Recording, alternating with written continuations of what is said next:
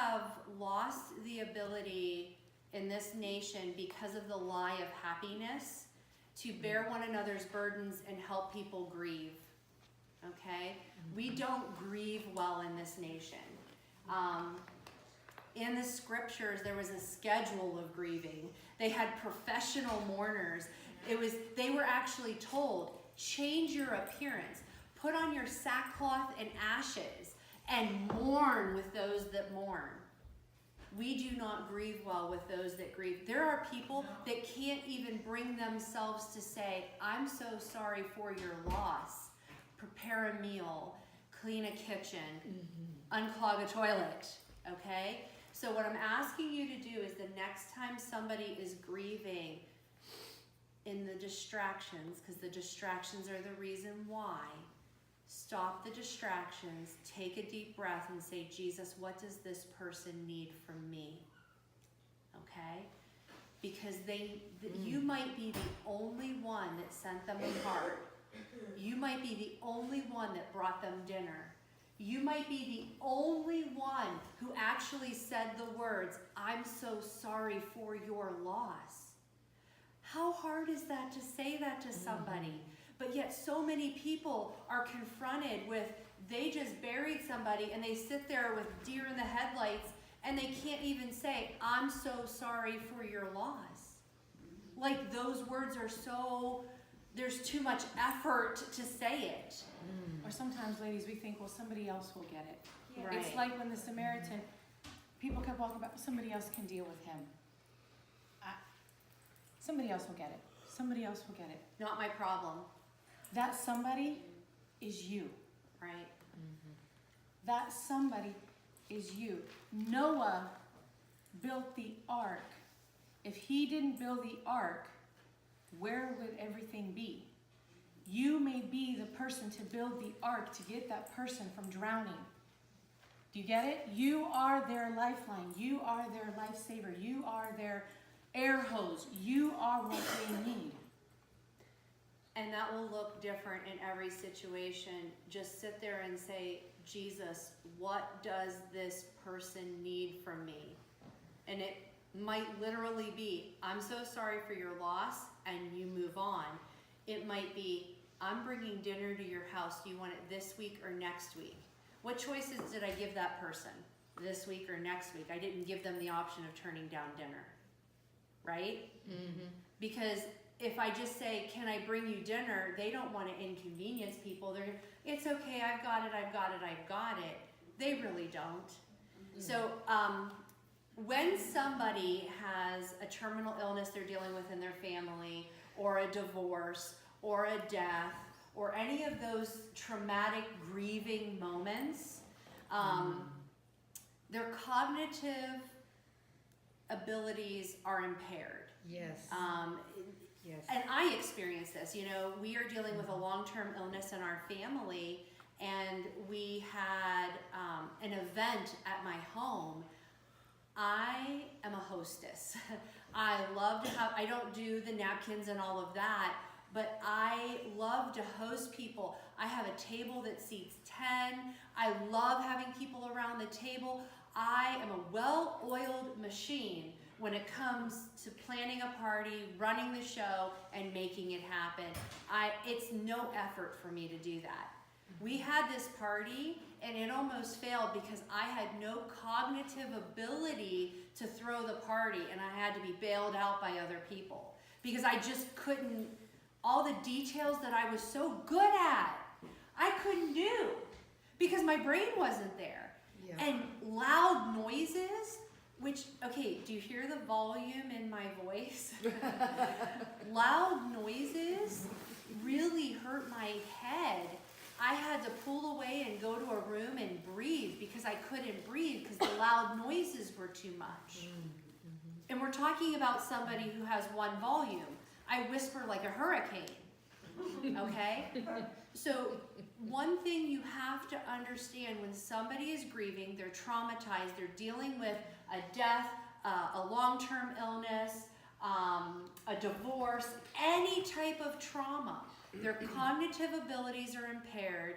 They don't even know what they need. So don't ask them, do you need me to do your laundry? Do you need me to bring you dinner? Do you need? They don't know what they need. Hey, I can come over and do your laundry. Would that be helpful for you? Yes or no? Would you like me to bring you dinner this week or next? Would you like to do coffee this week or next? And especially if there's little children involved, stopping by and saying like, hey, I just was going this way. Doesn't Susie have to be at school? I'll take her today. Do you see what I mean? Oh, Susie has school. Oh my gosh, what day am I in? Exactly. Yeah. You're not thinking that when you're grieving or You're not thinking is today Monday or is today Saturday. Right. All you know is You're in I'm just survival trying mode. to get up and breathe. I'm trying to Did I Did I shower? When was the last time I Bra, what is that? right? Right? Yeah. But it's so easy to just be like, well, I've got stuff going on in my life too. Right. We are so selfish. We are so selfish. Yes, Martha. I just wanted to say that when my husband passed away, I didn't even think, I was planning, the funeral, but I didn't even think to ask the church, can they host something there? I wasn't thinking, and I was so thankful. Our pastor said, Martha, I'm your pastor. You can have that service here. I didn't even think about it. No, you don't. So you are so right. Yeah. Because we're all highly intelligent women, but our cognitive abilities are degraded beyond what you would even think for yourself. I mean, when I got to the end of that party, I told him, I'm like, I don't understand why I had such a hard time. Yeah. Like, and I was trying to put it on something else, like, oh, it's because you've been helping me for 6 years, For 6 years, you've been my right arm in the kitchen, and you're my cleanup crew. And then the Holy Spirit was like, no, you've got trauma going on, you're grieving, you're dealing with stuff, it's impacting your cognitive abilities. And then he started showing me all the things that were going on. And I just want to throw out, and if you're 3,000 miles away, I can't come to her rescue. No. It kills me. Yeah. I can't come to her rescue the way that I want to. I can't ship food. No. I can't come and clean. I can't come and help her. But I can call her and ask, how are you? And not go, I'm fine. Okay, great. I have to talk about my life. Right. How are you? How is things going? I'm sorry. Right. I'm sorry. That's the only English word I can have to tell you how my heart grieves for what. Ladies, you don't have to be right next door. No, it's called the ministry of presence. Sitting in sackcloth and ashes with somebody. Do you need to even talk? You don't need to talk, you just need to be present. I think so many times we have good people who just really don't know what to do. So they do nothing and they avoid the person because they don't know what to do. So I'm telling you what to do. I'm giving you options. I'm so sorry for your loss. Are you doing okay? Well, they might say, fine, I'm fine. But ask them, do you need help with the laundry? Do you need help with cleaning your home? Do you need help with meals? Can I bring you a meal this week or next? Like, give them stuff that doesn't require them to go there in their brain. Because a lot of times people will say, I'm fine, because if they go there, they're going to cycle down into a spirit of grieving, and they just won't be able to pull themselves out. But they don't know how to communicate. I'm overwhelmed with my housework. I'm overwhelmed with the kids. I'm overwhelmed with life. But you can lighten their load. Bear one another's burdens. She can bear my burden. I can bear hers. Neither one of us can bear our own. Capiche? Candle. And the perfect example is in Job. So we know the story of Job where he lost all of his livestock, his whole livelihood, his job, anything that would bring him income, gone. All of his children, as he's hearing about his livestock, as he's hearing about his job, as you're getting your pink slip, your cell phone rings, and you hear all your children are gone. I mean, these happened like this. This was Job's lot that happened to him. His health, his job, his children. Boom, boom, boom. How many would you be able to stand? Wow. So what happens? 3 of Job's friends, when they heard the tragedy he had suffered, they got together, they traveled from their homes to comfort and console him. When they saw Job from a distance, they scarcely recognized him. Why? Because grief changes people. It does. Wailing loudly, what did they do? Wailing loudly, they tore their robes, threw dust into the air over their heads to demonstrate their grief. They sat on the ground with him for 7 days and nights, and no one said a word. The ministry of presence. What was this? That's Job 2:11 through 13. However, don't turn into his friends how they turn. Yeah, stop. Yeah. Stop there. Stop it. And don't be the. They and don't be started the off wife. really, really good. They really did have. They did. They started out good. Don't suck like they did. Okay. And don't be the wife. have just stayed quiet. And don't be And don't be the wife. And don't be the wife. Don't be the wife. Like, okay, and I understand that God was proving a point there, but it really is a good illustration of how not to be later on.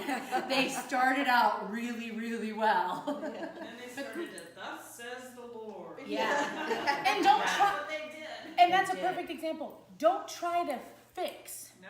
Yeah. No. There are not two. your There are job. 2 things you can be. Right. You can be somebody's toolbox or somebody's trash can. Sometimes they just need you to be a trash can so they can just unload and just get it all out and just cry and just lose their minds. They don't need a toolbox. They need a trash can. Right. Yep.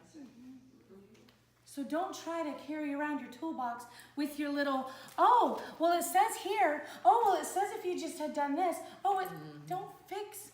You can't, okay, you can't bring anybody anything back. You can just stand there and say, I'm here with you. Have you ever seen Lord of the Rings? Oh, yes. The last movie, the 3rd one, Frodo is carrying that, and it is just so heavy the closer he gets. And his best friend, who has been with him this whole journey, is watching him carry this load. And he finally says, you know, I can't carry your load, but I can carry you. Bear one another's burdens. Yes. You can't carry what they're carrying, but I can carry you. Does this make sense? Wow. Yes. Big wow. Okay. We are called to minister to one another and bear their burdens. There's, again, the whole happiness movement, and they say, cut all the toxic people out of your life, right? I mean, how many people have heard that? Hatchet the toxic people. Yeah. One of my pastor friends said this, and I'll never forget it till the day I die. He said, who takes care of all the toxic people we're told to leave behind? And I started weeping because I thought, oh Lord, forgive me, because I had bought into that lie that I shouldn't have the toxic people around me. And then I thought, my God, if all I surround myself with people that aren't toxic, who am I actually helping for God? Who am I actually serving? Who am I actually bringing the light of Jesus Christ to? No one, because everyone around me isn't toxic, and their toxic stuff is in a bathroom hidden, because nobody's got a freedom to share their crap that's stuffed in a toilet. Nobody's sharing it, that they need it plunged, because we've been taught that we've got to hide it. We've been taught that we've got to keep that door closed. We've been taught that we don't share our crap because we don't want to be labeled toxic. It ringing true, isn't it?